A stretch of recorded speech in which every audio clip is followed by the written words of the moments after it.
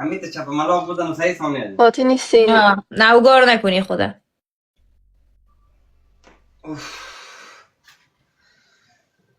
چرا که ملاق بزنم ملاق بزنم یاد ندارم.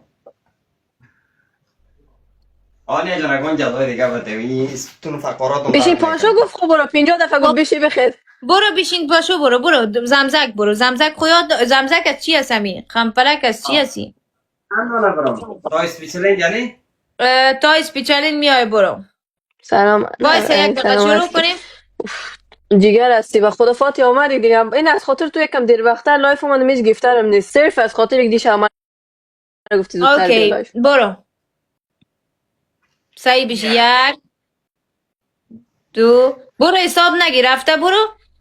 خود ما اینجا چیز میکنیم تا که چیز بیایه. او ضرب سه گایز 5000 جزایی تا سردیش که جزا میتونی. اسپیچالین بیایه دوستان. 5000 جزایی سردیش جزا میتونی. برو فاتی یک میدان میتونی بگیری. این فاتی مچ آخر است. فاتی این مچ میدان آخر باید است جزا دیگه. بتون بشه. باشه نه جزا داده میگم مچ آخر است خانه شما خاله جزا دادن نمیتونین. اسکور ما خب بالا هستم یاله دوستا بگیرین باز اینه نشد دیگه یا باز بدماشی داره. تو رو خدا دوست نمانی. یا آمد نه این ضربه است. بشی اون آمد بیا بیا کنف اون زد دو طرف دوستا خب سعی کنین. نیست اسپید نیست اسپید نرمال است. من پاک نکردیم. برو این اون طرف زد دوستا مرا جزا ندن دوستا. مذاق میکنه. برو خب سفر لایک کنین لایف شیر کنین سفر لایک کنین دوستا.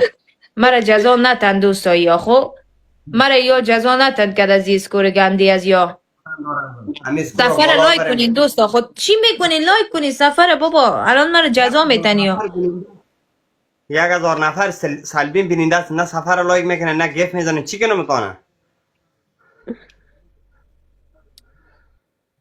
آنیا جا آنی دادش میکاو من پاک شد.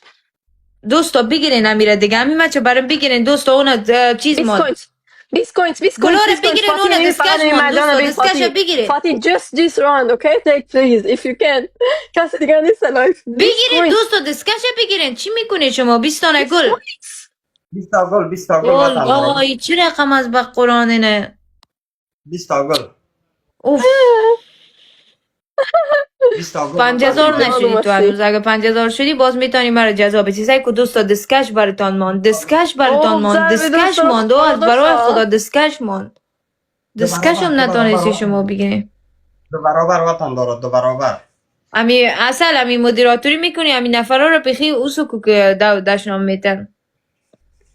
دو برابر وطن داره گل دو برابر شایسته 1000 دیگه کم داریم دوست.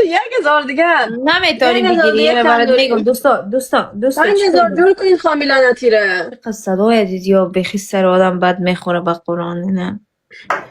باز چیز نزن تخم نزن بوی خانبوی میگیری. برو یک ملق هم تو در روی زمین یک ملق بزن. باشه برو ای خواسان از دیگه ایرم نمیتونی.